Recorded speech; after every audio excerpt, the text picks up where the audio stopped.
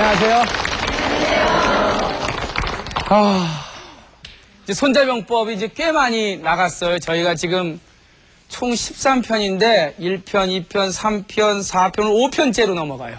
그러니까 거의 뭐 중반전으로 이제 치닫고 있습니다. 총 손자병법이 13편이라 그랬죠? 그래서 첫 번째 편이 개편이었죠, 개. 물론 그 앞에 처음 시자 붙여서 시작할 때 계산해라. 그리고 이제 두 번째 편이 뭐였어요? 전. 예? 그래서 여기서 전은 군수품. 그러니까 상대방과 싸우기 전에 계산하고 그 다음에 물질적으로 자본을 좀 준비해야 된다. 손자병법의 핵심이 결국은 정신적인 요소보다는 이런 군수품을 준비하라는 게 중요한 그 요점 중에 하나거든요. 그 다음에 이제 세 번째가 뭐였어요? 이제 공격 전술을 세워야 되는데 그걸 어떻게 계획할 건지 모공편. 그리고 이제 네 번째 편이 내 모습을 어떻게 키울 것인가. 이제 군대의 그 군형편. 그 다음에 이제 오늘 5번째 편 들어가는 게 새 편입니다. 새. 그래서 이 군대에 역시 이거 병도 군대죠. 그러니까 이게 쭉 보면은요. 이제 이제 뭐 13편까지 가겠죠. 이제 가면서 쭉 보면은 계산해라. 그 다음에 군수품 준비해라. 공격 계획 짜라. 그리고 나의 모습을 키워라. 그 다음에 그 키운 걸로 팍! 이게 새란 말이에요, 새. 사실 새가 제일 재밌어요. 왜냐면 이제 새부터 이제 뭔가 역동적으로 지금까지는 뭐만 했어요? 준비만 하는 거예요. 어떻게 보면 손자병법 13편, 그 다음에 6편의 뭐 허실편 다 준비. 제일 그 승리할 때 중요한 게 싸우는 건 잠깐이에요. 그러면 곧 싸울 때 내가 승리하기 위해서 얼마나 많은 준비가 필요한가. 이게 사실 손자병법의 전부라고 할 수 있어요. 실제로 그렇지 않아요? 준비 잘 해놓으면은 뭐 싸울 때 그냥 간단하게 이기고는 이긴 것 같지도 않게 이겨요. 왜요? 준비를 너무 철저하게 했기 때문에. 그러니까 손자병법의 그 편 제목만 봐도 거의 준비가 뭐 반 이상이 준비예요. 그런데 이 세 편은 이제 준비됐는데 이제 이제 정적인 것까지 준비가 됐어요. 군수품 뭐 계획 다 짰어요. 그 다음부터 이제 뭔가 동적으로 그 준비된 걸 이제는 휙 몰고 나가야 돼요. 전에 제가 비유를 했었죠. 그 형과 새에 대해서. 형은 예를 들어서 이 활을 쫙 당기고 움직이지 않는 게 뭐라 해서 이게 형이라 그랬죠. 그리고 팍 놓는 게 이제부터 드디어 이 동적으로 뭔가 화살을 놓습니다. 이제 화살을 놓아야 그 새가 이제 꽉 하고 이제 치고 나가는 거예요. 그 새에 대해서 오늘 한번 얘기를 같이 해보죠. 새가 세야 승리를 합니다. 예? 새가 아주 강하면 강할수록 그 승리의 힘은 커지는 거예요. 그러면서 손자는 이 새 편에 처음 들어가면서 즉 그 새를 갖다가 구성하는 4개의 원리를 얘기해요. 이 조직을 바라보는 4가지, 즉 조직을 운영하기 위해서 4가지 원칙을 세워요.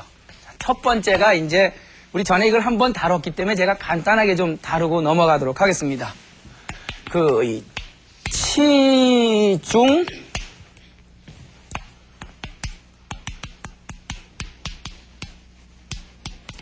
자, 우리가 지금 이제 손자의 13편 중에서 5번째 편 제목이 뭐죠? 새를 키워라. 그럼 새라고 하는 건 결국 뭐예요? 조직을 크게 만드는 거예요. 그러니까 어느 조직이 힘이 있으려면 뭐가 있어야 돼요? 새가 있어야 돼요. 그 새를 키우는 방법 중에 4가지 방법을 손자는 제시하고 있어요. 그걸 우리 이제 분수론, 그 다음에 혁명론, 그리고 기정론, 허실론. 손자병법의 가장 중요한 핵심틀이에요. 핵심틀, 요 4가지가. 그래서 우린 전에 이걸 한번 거쳐갔기 때문에 오늘 간단하게 다시 한번 설명을 드리겠습니다. 자, 조직에 새를 키우려면 다음과 같은 분수론, 혁명론, 기정론, 허실론 네 가지를 완벽하게 준비해야 된다라고 얘기를 하면서 치중여 치과 수없이 많은 사람을 잘 다스리는 것을 마치 적을 꽈자 적은 사람 다스리는 것 같이 하기 위해서는 분수로 해야 된다. 분수. 10만 명의 병사를 끌고 가려면 10만 명의 병사를 부리려면 혼자서 다 부릴 수가 없어요. 그러면 어떻게 해야 돼요? 바로 나눠라. 뭘 나눠요? 숫자를 나눠라. 10만 명의 병력이 있으면 그 10만 명의 병력을 혼자 끌고 갈 수 없기 때문에 그거를 마치 몇 명의 사람들 끌고 가는 것처럼 바꾸려면 10만 명을 쪼개란 말이에요. 뭐 어떻게 10,000명씩 쪼개고 그 10,000명을 다시 1,000명씩 또 1,000명을 100명, 10명, 5명 단위로 팍팍팍 이렇게 분리시켜 놓으면 즉 숫자를 나누면 나는 그 몇 사람만 딱 쥐고 틀고 가면 10만 명이 다 끌려와요. 이해 가십니까? 예. 조직을 끌고 가는데 한 기업차에 대회장이 있어요. 그 사람이 20만 명, 30만 명 직원들을 다 못 끌고 가요.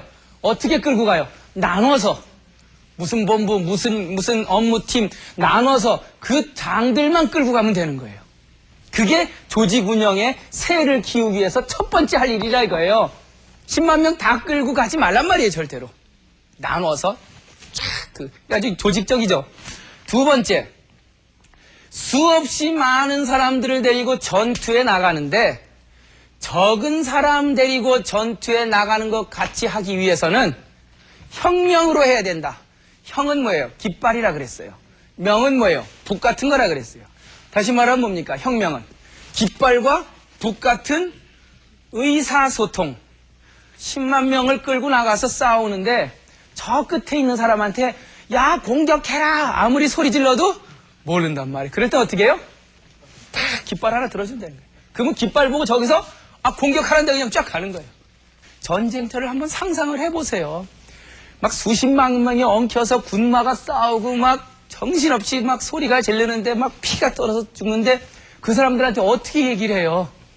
그게 요즘 말하면 통신을 통해서 그 깃발과 그리고 이 의사소통 전달 기구인 이 북, 징, 꽹가리 이런 걸 통해서 수없이 많은 몇십만 명의 군사를 데리고 싸우는데 몇 명의 군사 싸우는 것처럼 할 수 있어요, 없어요? 있죠. 충분히 있죠. 이것만 잘 돼 있으면. 그 다음에 삼군지중. 삼군이라고 하는 건 적의 대규모 그러니까 병력을 전체를 합해서 삼군이라 그래요. 삼군은 보통 상중하, 상군, 중군, 하군 이렇게도 하고 좌군, 우군, 중군 해갖고 중군은 본대 그리고 좌군은 측면 공격, 우군은 뭐 또 저쪽 측면 공격. 항상 그게 뭐예요? 축구할 때도 전법이 있죠. 왜? 중앙 스트라이커가 있으면은 양쪽에서 측면 공격하는 사람이 있듯이 그렇게 3군 전 군력을 대다수를 데리고 가서 마침 가다가 가사 필수적 반드시 수적 받을 숫자 적의 기습을 받을 때가 있단 말이에요. 적을 기습을 받을 때 절대로 나는 지지 않아요. 그건 뭘 갖고 가능하냐? 기정을 갖고 가능하다. 기는 왜 기발하다. 정은 바르다. 오늘 하려고 하는 게 이겁니다. 그러니까 이거는 손자병법에서 이 변칙과 원칙. 기는 변칙이고 정은 원칙이에요. 이 변칙과 원칙을 어떻게 사용하느냐에 따라서 갑작스럽게 내가 대규모 병력을 끌고 가다가 적의 공격을 탁 받았을 때 절대 무너지지 않게 하려면은 바로 이 원칙과 변칙을 잘 사용해야 된다는 거예요. 오늘의 주제가 뭡니까? 이 변칙과 원칙이에요. 손자가 기정론이라 그랬어요. 정기론이라고 안 하고. 그러니까 정기론이라면 뭐예요? 원칙과 변칙일 텐데 손자는 뭐부터 뒀어요? 변칙. 손자는 변칙주의자예요. 벌써 뭔가 오늘 주제가 나옵니다. 원칙보다도 더 아름다운 게 있어요. 그건 변칙입니다. 아니, 무슨 변칙이 아름다워요? 그러실 수 있겠지만 들어보세요. 끝까지. 왜 변칙이 아름다운지. 자, 이렇게 적의 공격을 받고도 내가 지지 않으려면 어떨 땐 원칙으로 갔다 어떨 땐 갑자기 변칙으로 싹 바꿀 수 있는 그러한 순발력, 임기응변이 있어야 된다라는 거고. 그 다음에 병지소과 내 군대를 동원해서 여기서 더할 깍자는 팍 하고 공격하는 거예요. 내 병력을 동원해서 적을 딱 공격할 때 마치 숫돌단자에 계란난자. 숫돌로서 뭘 던져요? 계란에다 던진다. 아니, 계란으로 바위치기는 들어봤는데 숫돌로 계란치기는 처음 들어보셨죠? 우리가 왜 계란으로 바위 때린다는 얘기는 사실 이 손자병법에 숫돌로, 즉 돌멩이로 계란 깬다라는 거에 어떤 반대 표현으로 얘기한 거라고 좀 보여져요. 여러분들 숫돌로 계란 깨보셨습니까? 이만한 돌멩이로 계란을 한번 깨보셨어요? 안 깨보셨군요. 새를 키우면, 조직의 새를 키우면 내 병력을 마치 숫돌처럼 만들 수 있고 적은 계란처럼 만들 수 있는. 그러면 숫돌로 계란을 팍 치면 어떻게 돼요? 그냥 깨지죠. 그건 결국은 뭐냐? 허실론. 저놈이 빈 곳이 어떤 곳이고 내 실한 것이 어떤 것이냐? 상대방을 계란을 만들고 나를 숫돌로 만들려면 뭘 알아야 된대요? 허실을 알아야 된대요. 허실이 뭐예요? 저 사람이 가장 약한 것이 어디냐를 알아요. 그래야 저 사람이 계란이 되죠. 그리고 나의 가장 강한 것이 어떤 것이냐 알아야 돼. 그게 뭐예요? 그래야 내가 숫돌이 되죠. 그래서 내가 숫돌 갖고 적의 계란을 퍽 치게 만들려면 허실론을 써야 된대. 지금 이게 다 뭐예요? 분수론, 혁명론, 기정론, 허실론. 이게 바로 조직의 이제 여러분들 손자병법 공부 다 끝났습니다. 아니 진짜로 이 분수론과 그리고 저 혁명론 그리고 기정론, 허실론 이 네 가지야말로 저는 손자병법의 가장 위대한 논리 아닌가라는 생각이 들어요. 지피지기 그건 너무 추상적이에요. 뭐 적을 알고 나를 안다? 좋은 얘기죠. 그렇지만 아주 구체적으로 어떻게 적을 알고 나를 아느냐. 그리고 적을 알고 나를 안 다음에 그걸 갖고 어떻게 내 새를 키우느냐. 어떻게 새를 키워서 어떻게 확 하고 상대방에게 돌아가느냐. 바로 저러한 이 네 가지를 손자는 이 세 편, 13번째 편 중에 5편 중에 첫 번째에서 얘기를 하고 있어요. 이 얘기는 전에도 그러니까 뭐 기업 경영을 하면서 이 네 가지 원리를 제가 한번 그 함도 한번 있기 때문에 요건 넘어가고 그 다음에 이제 손자는 뭘 얘기를 하냐면 그러면은 이 기정론에 대해서 그 다음 얘기를 하고 있어요. 요게 끝난 다음에 변칙과 원칙 어떻게 적절하게 사용하느냐 이제 그거에 대해서 지금 그 얘기를 하고 있습니다.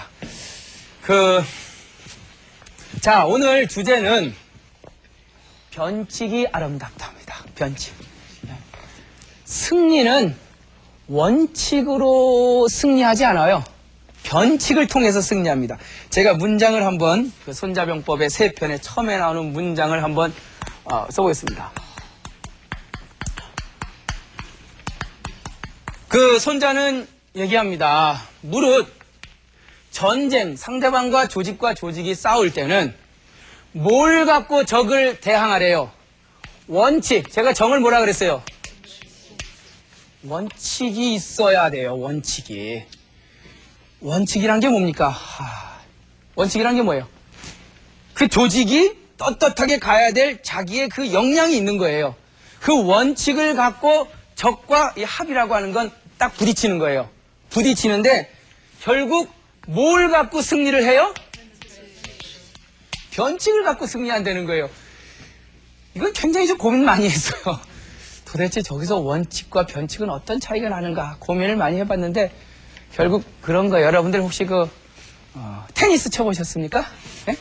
테니스 이렇게 치면은 테니스를 치는데 어떤 사람이 이겨요? 테니스를 치면은 잘 치는 사람이요. 원칙을 잘하는 사람이 이겨요. 그러니까 수없이 많이 뭐예요? 스트라이크를 이걸 해봤을 때 저기 공연 오면 또 치고 이걸 잘해야 돼요. 그러다가 이걸로 해서 못 이겨요. 원칙으로 계속 치고 넘기고 하다가 그 다음에 툭 하고 여기 변칙이에요. 계속 이래 갖고 못 이겨요. 막아는 내요. 근데 그러다가 갑자기 저게 빈 곳이 보여요. 그럼 드롭샷이라고 해서 탁 하고 꽂으면 평 하고 떨어진다면 그때 1대 0이 되는 거예요. 이해 가십니까? 예. 근데 그 변칙은요. 원칙이 없이 돼야 안 돼요. 절대 안 되죠. 이것도 못하는 사람이 매일 변칙만 쓰면 그건 변칙, 그건 변칙 아니에요. 제가 말씀드리는 변칙은 원칙이 있어야 변칙이 아름답다는 거예요. 제대로 이걸 땀을 펄펄 흘리면서 이걸 연습을 수천 번씩 해본 사람이어야만 변칙이 나와요. 이거 못하는 사람 안 나와요. 스쿼시 아시죠? 그 벽에다 이렇게 서로 때리고 하는 거. 그걸 이제 랠리 한다 그러는데, 이제 벽에다 땅 때리고 하는데, 그거 잘해봤자 이기지 못해요. 결국은 이 킬샷이라고 해서 킬샷. 상대방을 팍 죽이는 샷이 있어요. 막 랠리를 하다가 갑자기 빈 곳이 나면 그때 팍 때리면은 거기서 1대 0이 그냥 차이가 나는 거예요. 그러니까 제가 왜 이런 말씀드리냐면 변칙. 그 변칙만으로는 아름답지 않습니다. 뭐가 있을 때요? 원칙이 있을 때 아름다워요. 그래서 이거에 대한 줄을 상당히 많이 달아요. 조조라고 하는 사람이죠, 조조. 삼국지나는. 그 조조라고 하는 사람은 이 손자병법 최고 전문가예요. 그 사람이 손자병법에 대해서 주석을 완벽하게 달았어요. 그 사람은 그래요. 원칙은 정면으로 싸우는 것이다. 기는 측면 공격이다. 이런 얘기를 해요. 그러니까 원칙 갖고는 적의 정면을 싸우고 이 변칙 갖고는 뭐래요? 측면 공격이다라고 얘기를 해요. 그 다음에 뭐 여러 사람의 줄을 제가 한번 얘기해요. 이전이라는 사람은 전쟁에는 변칙이 없으면 이기지 못한다. 아주 줄을 달아요.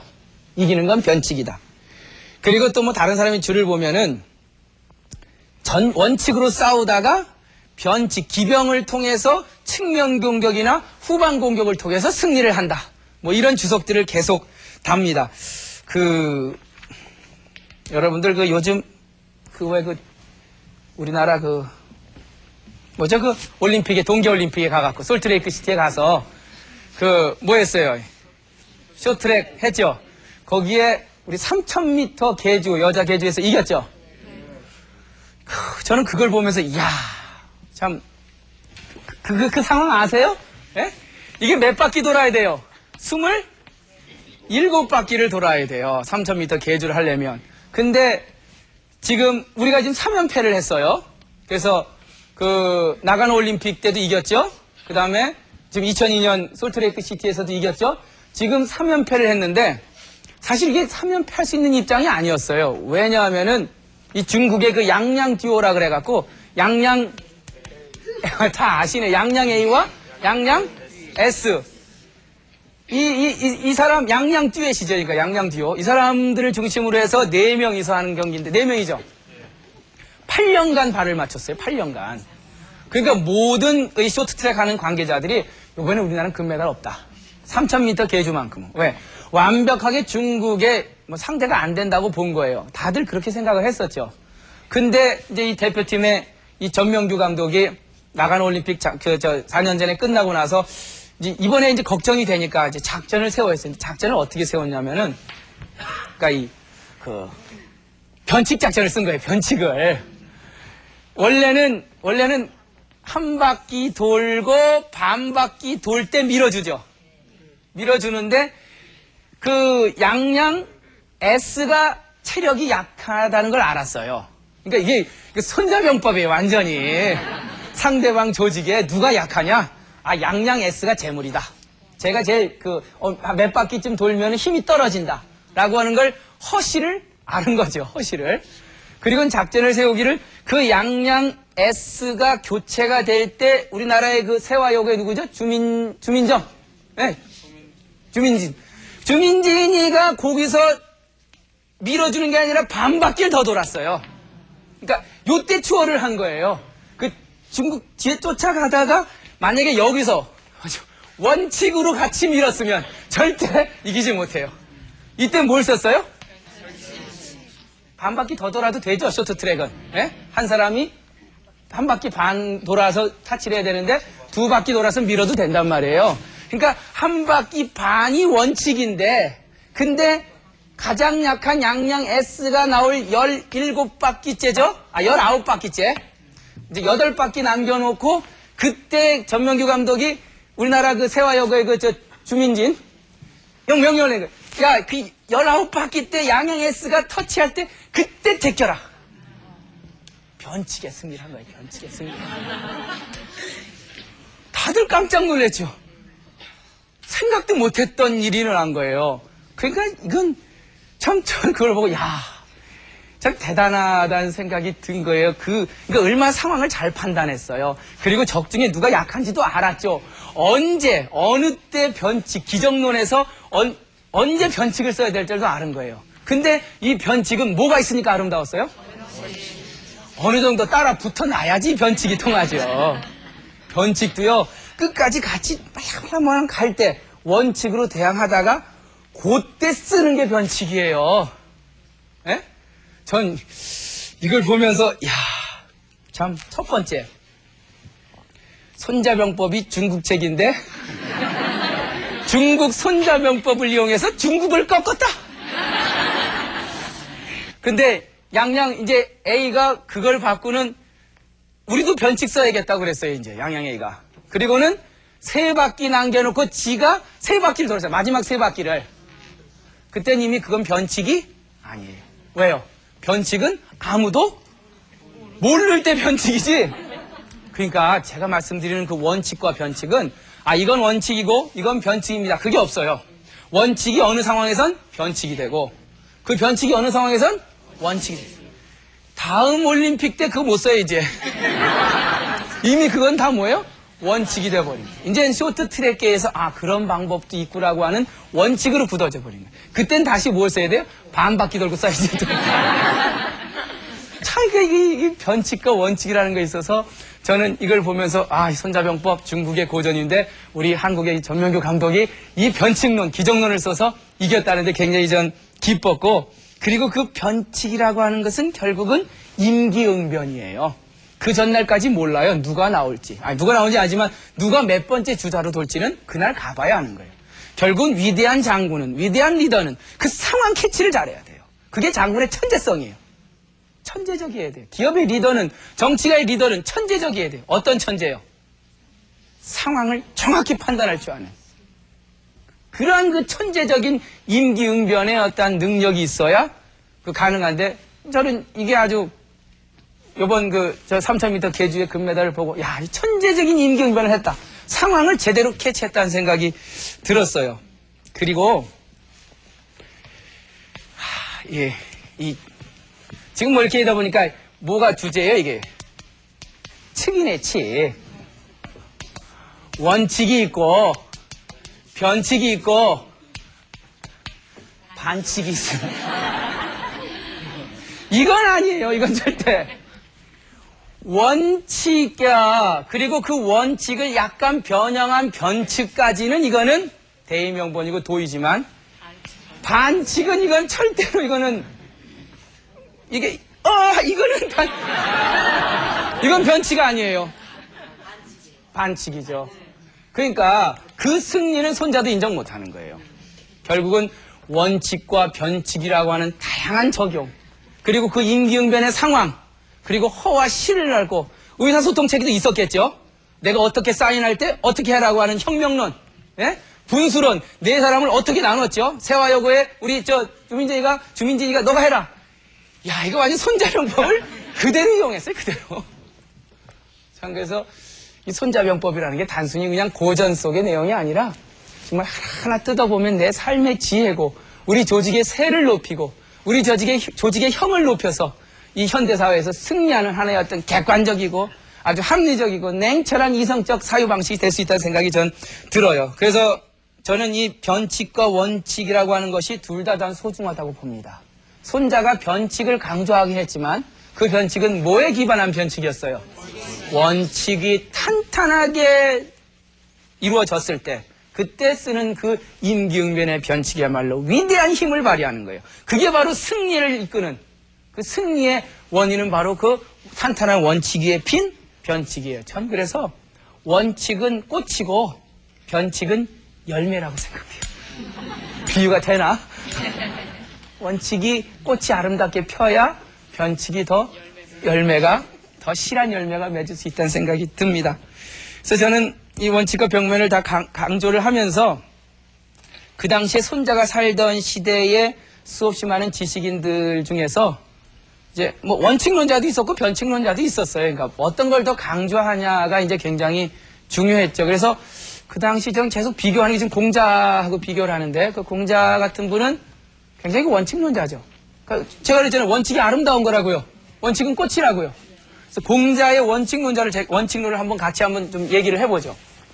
그 논어에 보면은 공자의 뭐 처음부터 끝까지 다 원칙론에 대해서 얘기를 하고 있는데 이런 얘기를 하고 있어요. 그 논어에 나오는 얘기인데 공자 그래 여기 A 영비가 수거예요. A 하기보단 차라리 영자예요. 편안할 영자가 아니라 차라리 B 하는 게 낫다. 이게 이제 그 한문 수거인데 그러니까 이거보다는 이게 낫다는 뜻이에요. A 하기보단 B 하는 게 낫다. A가 뭐냐면 요 미라고 하는 건 여자가 요 눈썹을 살근살근 하는 게 뭐죠? 아첨할 미자입니다. 이게 그 아첨할 미자 미당한다. 아첨할 미자예요. 누구에게 아첨하냐? 이 오라고 하는 거는 옛날 이렇게 집이 이렇게 있으면은 그 집에 이제 안방이 있어요. 안방이 있고 그 옆에 뭐가 있어요? 예, 부엌이 있어요. 근데 이 오라고 하는 건 안방 서남쪽에 있는 요 구퉁이에 있는 안방 귀신이에요. 우리 동양에서는 그 안방에도 귀신이 있고 석가래에도 귀신이 있고 귀신이 아니니까 서양에서 얘기하는 이런 귀신이 아니라 하나의 어떤 그 정령 신이 아니래도요. 아니 뭐 어머니가 장독대에 가서 장독대 신한테 물 떠놓고 비는 게 신한테 기도하는 게 아니에요. 그건 누구한테 기도하는 거예요? 본인한테 기도하는 거예요. 그거를 무슨 장독대에 귀신이 있어서 그렇게 생각하면 안 돼요. 이게 자꾸 서양에 있어서 악마 생각이 나서 자꾸만 그런 얘기를 하는데 동양에는 그런 의미의 귀신이 아니란 말이에요. 그러니까 결국 같이 사는 거거든요. 저 장독과 부엌과 이 안방과 뒷뜰과 이게 함께 사는 어떤 상보적 관계지. 그래서 나름대로 다 의미가 있다고 보는 거예요. 안방에를 주재하는 하나의 어떤 그 신비성인 귀신, 저 귀신이라고 봐요. 우리 지금 표현이 안 되니까. 정령, 그게 이제 오라고 하는 귀신이 있고, 그 다음에 요거, 이게 무슨 조예요, 이게? 부엌조. 그 조왕신이라고 있죠. 조왕신은 어디에 있어야 돼요? 부뚜막 귀신 조자예요. 제자가 공자한테 와서 그랬어요. 공자님. 저요, 요즘 세상 사람들이 뭐라 그러는 줄 알아요? 저 안방 귀신한테 가서 아첨하기보단 차라리 어디 가서 아첨하는 게 낫대요? 그 집안에 뭐 장독대, 안방, 석가래, 뭐 부엌 있으면 사실 제일 힘 있는 귀신이 어디 귀신이에요? 안방 귀신이죠. 폼이 있잖아요, 그 안방에다. 근데 먹을 건 어디가 제일 많아요? 아니 명분만 있고 괜히 받을 거 없는 안방 귀신한테 가서 아첨하기보단 차라리 부엌 귀신한테 가서 아이 나 좀 누룽지에도 긁어줘. 그 회사도 보면요 사장님한테 뭐 아첨하기보단 저 문 지키는 그 담당자한테 아첨하는 게 훨씬 더 주차하기 편해요. 예? 그러니까 결국은 공자시여 당신 자꾸만 원칙 이해 가십니까? 원칙만 자꾸 거기서 가서 원칙을 하는데 요즘 세상 사람들은요 좀 원칙은 떨어지더라도 좀 품위는 떨어지더라도 부엌 귀신한테 가서 잘하면은 누룽지에도 긁어 먹는데요. 좀 바꾸시지요 당신의 원칙을 하고 얘기를 합니다. 그때 공자가 그래요. 이놈아 불연하다. 그런 것이 아니요. 네? 그러면서 하는 말이 얻을 획자, 획득하다. 획죄. 죄를 얻으면, 어디에다요? 하늘에서. 하늘에 죄를 얻으면 없어요. 예? 무소도야 아니라, 예? 이 기도할 때 그 도자 있죠? 하늘에서 죄를 얻으면 기도할 데가 없어. 여기서 하늘은 어디예요? 그 하늘이 어디예요? 하늘이 곧 누구예요? 공자가 얘기하는 그 하늘은 저 푸른 하늘이 아니라 내가 나한테 용서를 못 받아. 예?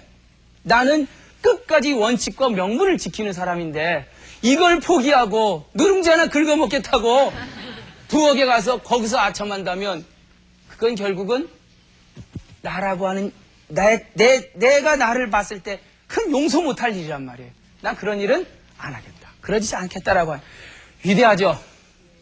저는 이 공자의 원칙이 너무너무 멋있어요. 야, 참. 그러니까 이 세상이 저렇게 원칙이 아름다운 사회가 될 수 있구나 생각이 들어요.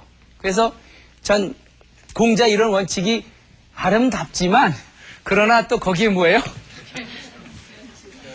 원칙으로 살지만 가끔 뭐예요? 그 변칙이라는 것이 의미가 있어요. 그 당시에 또 다른 사람, 비슷한 사람 계속, 이번엔 변칙주의자. 그 월나라라고 있어요, 월나라. 이 월나라는 손자가 있던 오나라의 밑에 있던 아주 남방 민족이죠. 이 월나라가 이제 손자하고 오자서하고 오나라가 이제 초나라 침입하고 제나라, 진나라 막 공격할 때 이 월나라가, 오나라가 후방이 비었으니까 여기 공격했거든요. 그래서 이제 오나라가 굉장히 화가 났어요. 그리고는 이 월나라 이제 하고 싸우러 이제 군대를 몰고 갔더니만, 월나라에 이제 범녀라고 하는 사람이 있었는데, 좀 복잡해요, 글자가. 벌레충도 이렇게 2개 들어가고, 약간 범녀라고 하는 그 사람이 오나라 군대하고 맞춰서 변칙을 써서, 이게 어떤 변칙이냐? 죄수 있죠, 죄수. 사형을 당할 사람 60명을 뽑아요. 60명을 뽑아서 20명씩 3개 부대로 나눠갖고, 그야말로 자살 특공대를 만드는 거예요. 오나라 군사가 쫙 있고, 이 월나라 군사는 아직 기술이 없는 그런 나라거든요. 그때 너희들 사형 어차피 받을 거니까, 너희들 이번에 내 명령대로 따라주면 너희 가족들 내가 평생 먹여 살려주겠다 하면서 그 60명을 20명씩 앞으로 보내요. 그러니까 오나라 병사들이 20명이 쫙 걸어오는데 심상치가 않아요. 그래서 오나라 병사들이 딱 보고 있더니만, 월나라 병사 그 죄수 부대가 20명이 가더니만, 딱 가더니만 칼로 자기를 팍 찌르고 팍 쓰러지죠. 변칙이죠, 변칙. 이건 이해가 안 가잖아요. 전쟁도 하기 전에 벌써 자결부터 해버리니까. 그 오나라 군사가 거기 다 깜짝 놀랐죠. 그 다음에 2번째 부대 또 20명 가서 또 자결해요. 3번째 부대 또 가서 자결해요. 오나라 병사들이 이게 뭔가 하고 있을 때, 이 월나라 군사인 범녀가 후방으로 가서 오나라를 쳐서 오나라의 유명한 손자를 등용했던 함여왕을 죽입니다. 이것도 변칙이에요, 변칙. 다시 한번 말씀드리지만, 원칙도 아름답고요, 변칙도 아름다워요. 원칙이 꽃이라면 변칙은 열매예요. 우리 인간이 살아가면서 항상 원칙을 갖고 살아야 되고, 그 위에 항상 그 기발한 그때 그 변칙을 갖고 하는 게 저는 그 의미 있다고 봅니다. 그래서 손자는 원칙과 변칙이 만났을 때, 그 원칙과 변칙은 단순히 이게 원칙이다, 그러니까 이 월나라 범녀가 그 다음에 또 군대 가서 또 이렇게 하면요, 그 변칙이 통해 안 통해요? 그때는 안 통하죠. 그때는 저놈들이 저렇게 해놓고 또 뒤로 치는 모양이다. 그러니까 그 원칙과 변칙이라고 하는 거는 변한다는 거예요. 즉, 이 변칙과 원칙은 뭐예요? 기정지변이라는 거예요. 그래서 이 세 편을 얘기하면서 전쟁이라고 하는 거, 거기에 우리 조직의 전세를 높이기 위해서는 바로 뭐냐? 이 기와 정에 불과하다.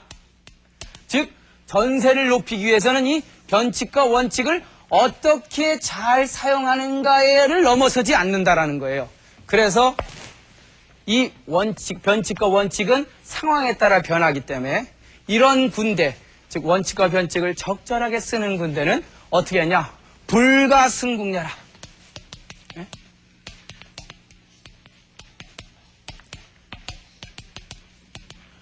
그런 부대는 도대체 무궁에서 끝이 이루다 있을 수가 없어요. 그러니까 우리 이제 그 다음 동계올림픽 때 우리의 그 변칙은 다시 이제 원칙으로 변할 수 있고, 또 그 원칙은 변칙으로 변할 수 있어요. 그러니까 원칙과 변칙은 항상 뭐예요? 서로 주고받는 거예요. 그때 그 원칙과 변칙을 사용하면은 결국 그때 가면요, 그 승리를 이루다 끝까지 궁하지 않아요. 항상 그 사람은 새로운 아이디어와 또 새로운 어떤 그 창조력과, 그것이 바로 원칙과 변칙을 두루두루 그 상황에 맞게 사용했을 때 그 부대, 그 조직은 아이디어가 빛나고 참신성이 빛나고 결국은 새해가 커져서 막강한 세를 통해서 승리한다. 그것이 바로 이 손자의 기정론인 것입니다. 예. 그래서 절대적인 원칙도 없고 절대적인 변칙도 없지만 우리는 항상 그 탄탄한 원칙의 기반하에 변칙이라는 것이 상황에 맞게끔 썼을 때 아주 기발함과 그리고 창조성과 참신함이 그 기정론 속에서 나온다는 것이 바로 손자의 기정론의 핵심이라고 보여집니다. 자, 오늘부터 우리 단단한 원칙 속에서 뭐 하고 살아요? 반칙은? 변칙으로서 우리의 참신함을 이어가는 삶이 되길 바랍니다. 오늘 강의 모두 마치겠습니다.